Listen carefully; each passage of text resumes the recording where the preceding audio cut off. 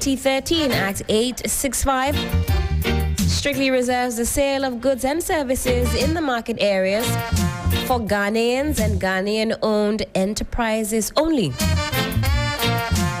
Moreover, Section 27, 1A of the GIPC Act prohibits foreign nationals from engaging in petty trading, hawking, or selling goods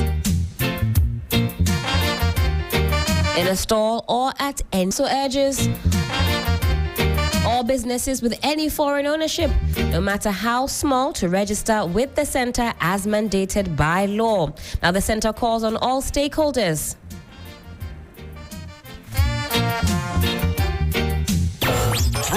to comply with this directive.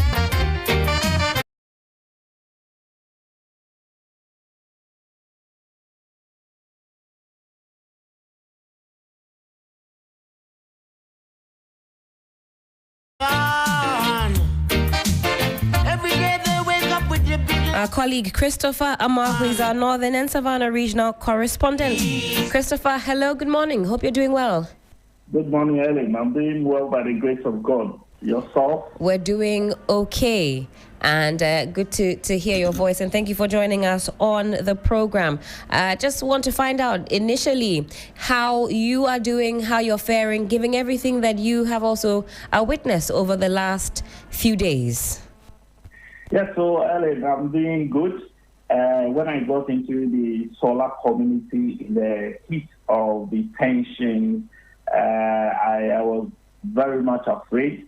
But with a few days I have stayed here, I've come to get used to the tensions, especially seeing people fleeing the conflict zones and coming. You feel like probably it is getting closer to you, but we thank God that we are still alive and kicking. Certainly, and now we know that there is a curfew that has been imposed. Yes, certainly, Ellen. Yesterday, after the Interior Minister's announcement of the curfew, the people actually shared their sentiments about the imposition of the curfew on the two communities, that is Bole and Sawla.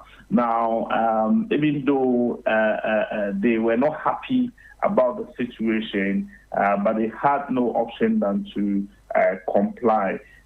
Some of them have indicated they are going to hold press conferences today, registering their displeasure over the imposition of the curfew on these two communities. But all in all, I would say that the compliance level yesterday, even though it was the first day and the announcement came in late in the afternoon, but the people actually complied. The security agencies also ensured that they complied. Yesterday in the Sawla community, as early as 6:10, everybody was indoors. The few people you see are yesterday the gender minister, the regional minister, and other security personnel were in town to assess the situation, especially at the Sawla police station. So these were the only people you saw in town. Then you know that the Sawla community happens to be a place that if you are going to Wa, you have to pass through Sawla. If you are going to Bole, you have to pass through Sawla. So we saw some of the vehicles moving through the town. I don't know whether in the course of the curfew hours, maybe in the course of the days to come, if the curfew is not lifted anytime soon, probably we may see the security personnel stopping these vehicles and allowing them to sleep until the curfew hours are over. Maybe that can happen, but for now, they are allowing the vehicles to pass through the community. In the Bole community as well, similar incident happened. The compliance level is okay because yesterday when we got the people were complying with the curfew directives. And so they are not happy though. Businesses are affected, you know, Sawla and Bole, the hub of business in the western part of the Savannah region. But yesterday people had to sleep very early. And so it was a challenge for them. Certainly, because it's 6 p.m. to 6 a.m. curfew that we're dealing with. Now, yesterday, you made us aware that there were many people who had made their way to the police station, mothers, young children. It had devolved into a bit of a crisis. Now, how have the humanitarian organizations that stepped in been able to address these challenges of food, adequate shelter, and all of that? Yes, so first of all, I'll start with shelter. I would say it's not the best because even the tents provided by the Red Cross Society, I counted about 12 of them, and you see more of the children packed in these tents. Yesterday, in one tent, for instance, I counted over 20 of them in a tent, and so they had to just struggle to lie and have their sleep. Now, their mothers did not get tents to sleep in, so they have to sleep in the open. And it's looking at the weather now, it's not good for them. Some of them with their little children have to sleep outside with their little children. You talk about issues of mosquito, you talk about the unbearable weather conditions, which is very, very bad for their health. Now, you also talk about the issues of food and water.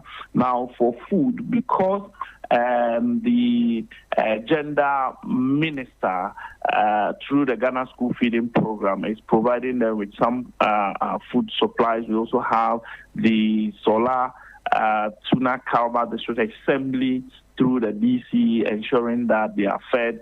We also have some individuals in the community also cooking and bringing the food to serve them. We also have the member of parliament for the area also giving some money for food to be prepared and distributed to these people. So for food and water, even though it's not enough to reach the numbers we are seeing there, but I must say that they are getting some food coming in. The general minister has indicated that today they are going to ensure that they get more supplies to be given to them. Talk about health, it is very bad because the sanitation situation is bad. They defecate outside, they urinate, they do everything in the open, which is terrible at that place. The Red Cross Society have also indicated to me that where they are at the police station is not a good grounds for them. Aside the safety issues we are talking about, when it comes to getting a place for people who are seeking refuge, the police station is not a good place. So they will have to think about moving them to a different place and when the tensions calm down, then they can go back to their communities. Certainly, a crisis indeed. Christopher, hold the line for me. Let me also introduce into the conversation Honorable Salisu B. Erube Isifu. Honorable, how close am I to the original pronunciation? Pardon me? I was asking how close I was to the original pronunciation of your full name. Yes, you are very close. Okay, I'll take that. 8 over 10, I hope. 7 over 10. All right. Accepted. Honorable, hope you're doing well. Thank you for joining us on the program. We want to find out, first of all, what triggered this imposition of the curfew in Sawla-Tuna-Kalba? The decision has been taken by national security and communicated to us all by the Ministry of Interior. And I believe firmly that the killing of people, not possibly in the open, but we were able to identify some bodies that might have necessitated the imposition of the curfew. The imposition of the curfew might have also been necessitated by the fact that it is spreading to other parts of the district of Sawla-Tuna-Kalba and to Bole district as well. We know the epicenter which ignited this type of problem is at Oninyiri. And we are equally aware that at the first instance, before everybody would now come to the true realization of how severe it was, 5 people lost their lives. But subsequent to that, we have deployed quite a number of security men from all the areas. But it is equally true that the Sawla-Tuna-Kalba district is a very large district in terms of geographical landmass. The Bole district is also a very large district in terms of geographical landmass. So the number of security men deployed, despite the fact that their number is appreciable, the extent to which they will be at every corner is challenged. And when you get reports of attack at one corner, you will be compelled to rush to that part because you don't have the men to be in all the communities in the district. So it is possibly an effort to contain the spiraling of this issue of killing that has necessitated the imposition of this curfew. Right. Albeit for a considerable time, but I'm very sure that if there is a halt to all those activities, the Ministry of Interior would lift that curfew and bring back life to normalcy in the districts of Damong, Bole, and then Sawla-Tuna-Kalba. Right. I must say also that the curfew so imposed is covering the entirety of the district of Bole and the entirety of the district of Sawla-Tuna-Kalba. Let me reiterate the fact that the conditions for this curfew is both day and night for certain aspects. In fact, it is at 6 p.m. to 6 a.m. where no one is supposed to move. But there are further restrictions on one, the number of people to ride motorbikes in the two areas. It is provided that there should not be a pinion rider. One person, one motorbike riding, either in the day or in the night. In the night, you have no other option but to be in your abode because from 6 p.m. to 6 a.m., you cannot move. The other requirement is that nobody should be seen carrying any weapon of any sort, whether it is a gun, a cudgel, a machete, or any offensive weapon. That is also part of the restriction. Right. The other part of the restriction of this order is to the effect that there are traditional war dresses are not supposed to be worn by anybody.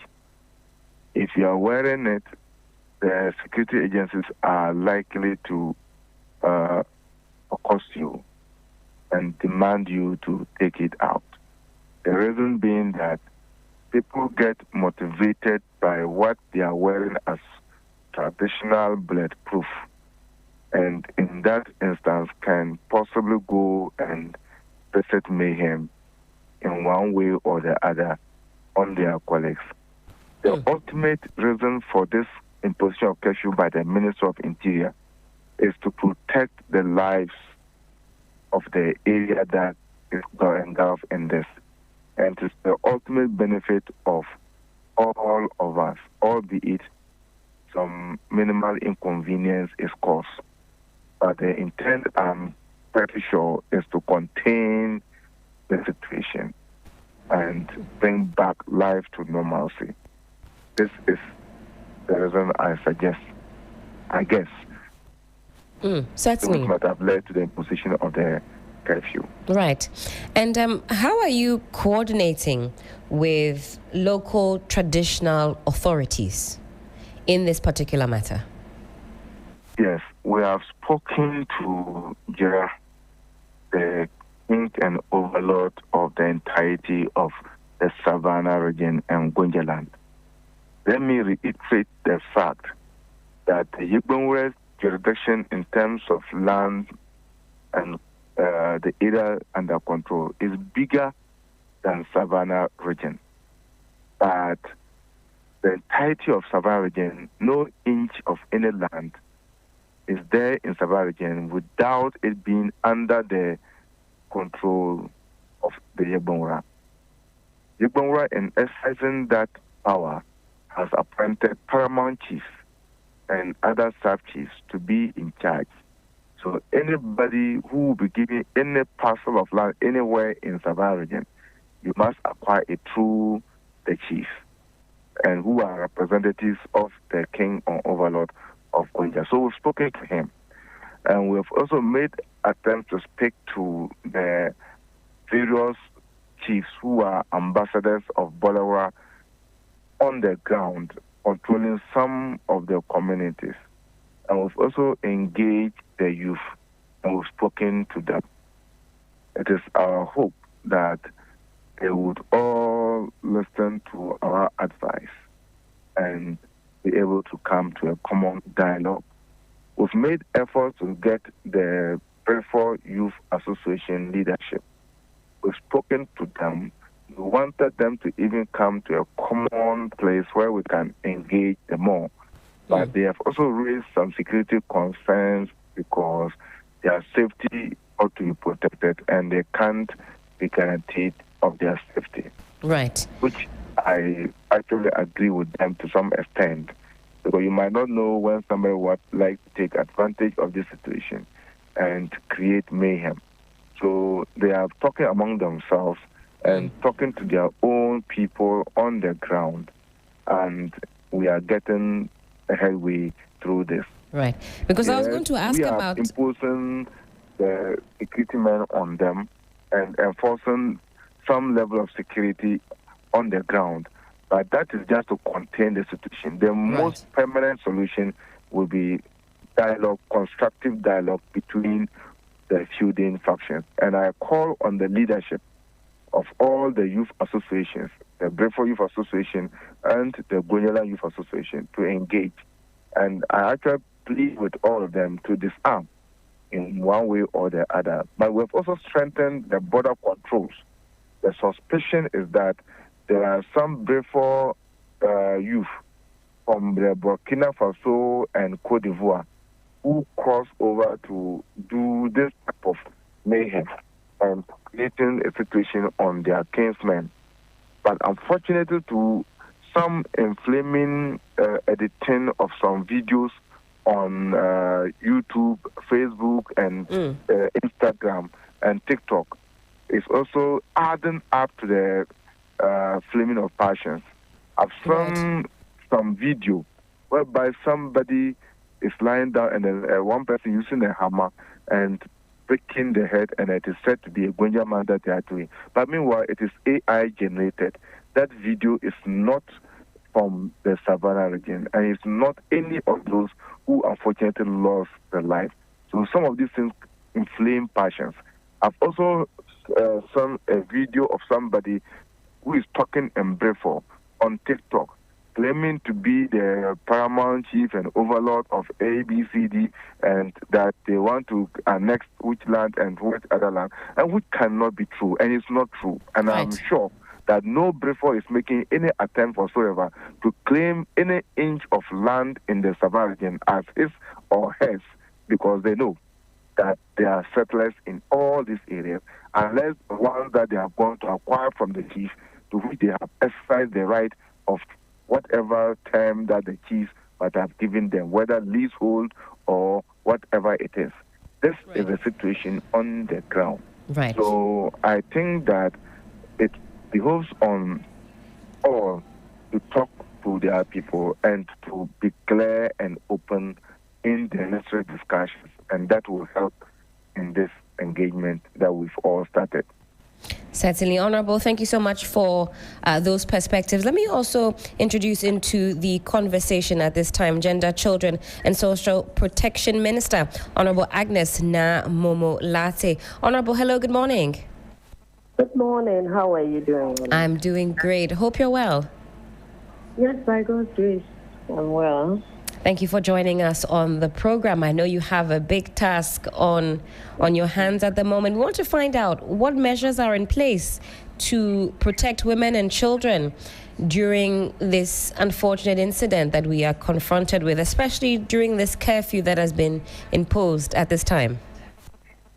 Thank you very much. Let me take this opportunity to thank and appreciate all who have been on the ground and have been helping since this incident occurred. In terms of protection, I think that the most important thing is to get the people to safety. And those that were identified as being very vulnerable to attack have been brought to various camps, and then they are being protected there. The other thing is to look at the other side of the safety, which is providing shelter, food, and clothing. And that is also being taken care of. The Ministry of Gender is providing food. For this past few days, we've been taking care of the meals. By the coordination or with the coordination that we've been able to do, I've spoken to the other sectors that are involved in this management of this situation, and they are all bringing support. So hopefully today we'll see a more structured kind of intervention. And so as we speak, the Interior Ministry, I contacted them and they've assured me that help is on the way. They are bringing food supplies, food items, and then our Grace Ministry is also giving us some food items to be able to cook. Some are at places where they can cook for themselves. So for them, when you give them some of the raw food items, they can fend for themselves. They don't feel safe to go out there. In fact, who will be at the market at such a time to buy food stuff from? And so they will also get the raw food items to take care of themselves. Then we have the health aspect. And for the health, I've spoken to the health minister and his director general, and they are reaching out to the region. And today we will see some first aid provision, because we have pregnant women there, we have lactating mothers there, we have people with all manner of conditions, health conditions that need attention. And so that's why we've also put measures in place for them to come. We are collaborating with the regional minister, the district chief executive, and NADMO on the ground to ensure that this situation is brought under control. We've also had a plan to put in place some mobile toilet facilities and then water facilities to ensure that the place is kept, hygienic, so that there will not be any outbreak of any health issue. And so basically, this is where we are.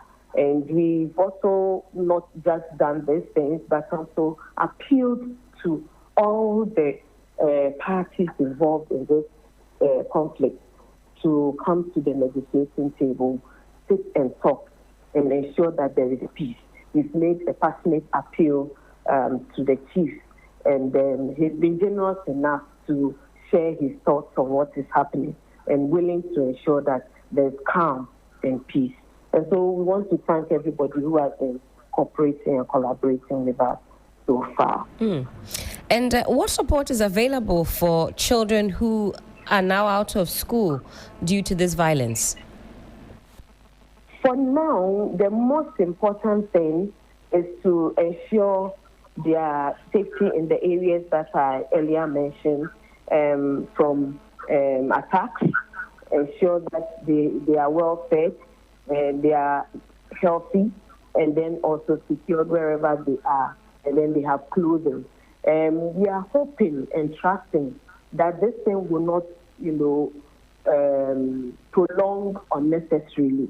And we will make provisions as time goes on. We will look at the emerging issues and then, apply the necessary interventions as we go on. But school will be reopening soon, so it's one of the bases for our appeal, so that the children don't miss out.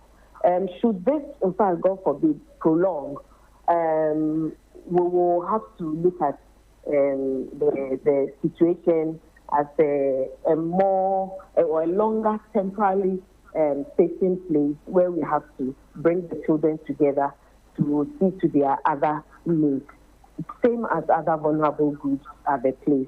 But we've actually segregated them: persons with disabilities, pregnant women, and lactating mothers, and then people with other health conditions, and then the children. And so we are able to administer interventions based on that. Thank you. And I wanted to find out what challenges are faced in implementing social protection in conflict zones, especially in this situation that you have at the moment. It's the coordination. It's the coordination, because I tell people that because gender is a cross-cutting issue, you find gender everywhere, in every sector. Even though they are gender desk officers, they are not so proactive. And so when things happen in the various sectors, the first point of call is the desk office in the sector. But we don't have that. So you see that everything is placed at the doorstep of the gender ministry, which is not bad. But I think we can be a bit more proactive if the various sectors, which is where a lesson we are taking for some time now, and we are going to work with all the sectors to ensure that their gender desk officers are not just nominal, but they are active enough to respond to the social protection issues within, and then the gender issues within our country. And so we are working hand in hand to ensure that this is done. The coordination, the response to, or the quick response to issues of gender or abuse or any form of vulnerability is not too quick as we would expect it, but we are working towards a desired situation where we can actually proactively respond to issues that we are doing now. Certainly. Honorable, thank you so much for your time and for speaking with us and also outlining the measures that are currently in place to address this devastating issue. And I'm sure we'll be in touch in due course. Enjoy the rest of your day. Thank you very much. Thank you so much. Honorable Dr. Agnes Namo-Molate is the Gender, Children and Social Protection Minister. But we still have Honorable Isifu, Savannah Regional Minister, on the line. We wrap up with him on this one. Honorable, are you still with us? Yes, I'm with you. Yes, a few more questions and then we wrap up on this particular segment. What monitoring systems are currently in place then to ensure compliance? I know the curfew has only been in place since yesterday. Have there been any persons who have flouted the directives? And if so, what are the measures that are put in place to check this? In fact, there has been absolute compliance from now, despite it being the first day of the imposition of curfew. Usually, when curfew is imposed on the first day, there are people who, for inadequate information, they might not even be aware that the curfew is imposed. And there are some who will try to flout it by virtue of the fact that their daily routine has been cut short and they don't want to come to grips with it. But these public pronouncements were made on our various radio stations, and we have followed it up with the security men actually patrolling the major towns and communities, and especially the suspected areas that we reasonably think that there may be an outbreak. And from the information that I've picked, everything is in order and people have duly complied with the curfew imposition. So we hope and pray that it will continue to get that kind of compliance. Certainly. As and when the situation improves, the Ministry of Interior would review the curfew hours, possibly for the better for our people. Certainly. Honorable, thank you so much for your time this morning and also for putting some clarity to the issues. And I'm sure we'll be able to catch up as and when there are more updates on this issue. Thank you. The pleasure is mine. Let's also now talk to Dr. Victor Doke. He's a peace and security expert. Good morning. Good morning. How are you? I'm doing well. Hope you're also doing fine. Great. Thank you so much for joining us on the program. We've been monitoring what's happening in the Sawla-Tuna-Kalba district. Very unfortunate scenes indeed. The issue we can say has devolved into a humanitarian crisis. But what would you say are the underlying factors that often cause these recurring regional conflicts such as this? Well, the underlying factors are multifaceted in many reasons. One, conflict over land, and land goes with resources. It could be chieftaincy. It could be just misunderstanding in regards to simple boundary lines. So it's a lot. In this regard, land is the issue. Factions or actors involved in the conflict will go to every extent to have their legitimacy in regards to the rightful owners, indigenous, or migrant settlers, all have a claim to what is at stake, being the land and resources. And most of the times it comes with a lot of, effects, as we are seeing, clashes, the vulnerable being affected most, internally displaced persons. And then the state will have to come in, implement what they know best to curb imminent, immediate threats, which is the curfew imposed. The security services have to enforce the curfew. The RECSEC or MUSEC would have to now review curfew hours when calm settles, for them to review curfew hours so that businesses can thrive, so people can also move about and go to their farms and then trade. Now, beyond the curfew hours, we realize that sustained engagement with the two factions or all factions involved in the conflict is somewhat challenging. We have institutions such as the National Security Institution, i.e., the Regional House of Chiefs, National House of Chiefs, and then we also have the state agency that is responsible with regards to conflict resolution, management and prevention, National Peace Council. And of course, if we're talking about regions, areas where it's not even reachable areas, and then areas that are not easy to be reached. So how do we resource the FCC to reach these areas to combat these sensitizations and education? How do we engage civil society organizations, those enclaves, and support them to be facilitators for the two sides? The indigenous conflict resolution mechanisms, how we thought about it, just like how we have a mechanism that executes conflict, and we have committees in all these conflict areas. They are talking about the Equator South, the Coast, and now this.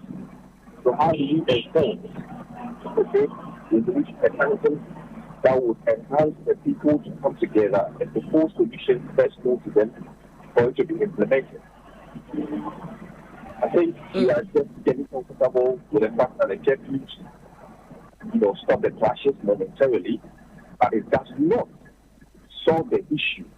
After curfews, you need to have sustained engagement with the actors to conduct a proper conflict analysis that will bring you an idea about the root cause, the approximate causes or factors, and then what triggers and the mode of what action with regards to the violence, the mode of clashes, which weapons are being used and whatnot, where are they getting the weapons from.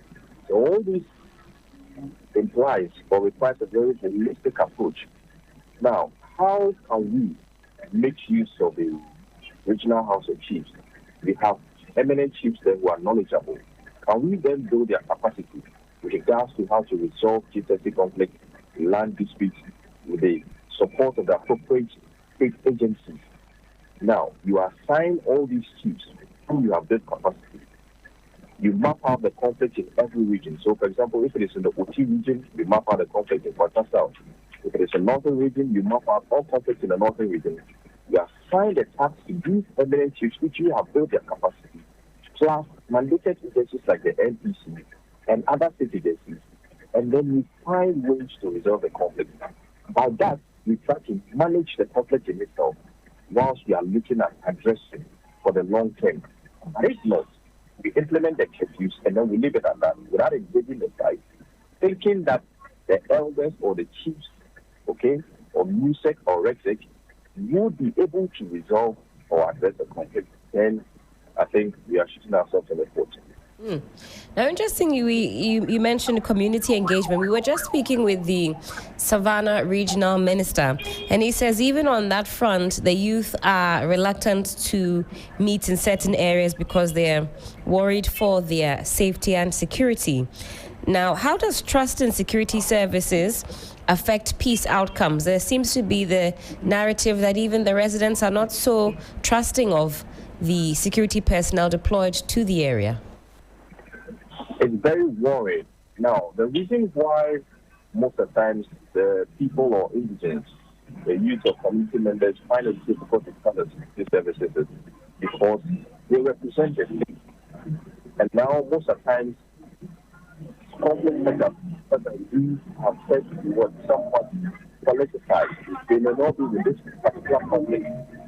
And the idea that the state is coming in through state agencies or city agencies, people already have some perception when it does not benefit them. So the curfews imposed, for example, who is being affected most and who is not. So they look at all those things and then conclude and then the state direction, then the state may be supporting one function and mistra. Activities also of the security agencies not being able to understand the cultural and traditional dynamics of the area in which they are going to operate also amounts to some level of mistrust. Okay, we've had places where personnel have destroyed statues, personnel have engaged in escorting members to a market where there's conflict in the other side, feel that they are supporting the other side. So all these things. So I always say, anytime we send our troops in any area, we need to press them, we need to enhance their knowledge with regards to the area in which they are going to know the customs, the do's and the don'ts. So they will only have to stick to their mandate, respect the laws, respect the traditional authorities, and enforce the law with regards to the curfews and then protect lives and property. Where arrests should be made, the arrests should be made. There should be neutrality. Right. When all these things are played out well, there will be some level of trust from the community to the state security because they need it. It's a collaborative effort. The youths know the in and out of the area. You need informants, you need to engage them, okay, to get the information, intelligence for you to act on. And if this does not happen, then you always be surprised by elements. Thank you for that, Doc. And to round up the conversation, I'm not sure if this is one that you're able to answer, or if it's even a realistic question, but what are realistic peace timelines based on our past experiences as a country? With this particular conflict that we're seeing, what would be your estimation of time within which it will take us to see some progress being made as far as peace building is concerned? Right. To be able to, come to a conclusion that you have a timeline for a particular conflict. That is why you need to do a comprehensive conflict analysis. Analysis is just like conducting a prognosis to know what the problem is, and then now you apply the right antidotes. If you are not able to do that, it's very difficult for you to put a timeline. So when you do the analysis and the mediator or negotiator has to come in, they all factor all these things plus the historical antecedents, whatever causes the triggers and whatnot, the actors, have they taken entrenched positions or whatnot. All these things would have to be factored in to determine how long. So placing a specific timeline on the conflict, you will be doing yourself a lot of harm because any dynamics can change the conflict. For example, we have in Boko, where February, I think 2024, 3 or so, the statement of the rival chief, that changed the dynamics. Now, without that incident, you would have been able to ascertain that what is happening with the two-4 mediation, minus the estimate of that chief, they would have gotten somewhere. That dynamics has what changed the whole trajectory of how mediations are going to go. So if you relate that, then the timeline would obviously have been extended. Right. So to place a specific timeline, you need to consider all these things to arrive at a better conclusion. Certainly. Doc, thank you so much for your time this morning and for also lending your expertise to the discussions this morning. Always grateful. Dr. Victor Doke is a peace and security expert, joined us this morning to also put some flesh on the bones on this particular matter. 3FM 92.7.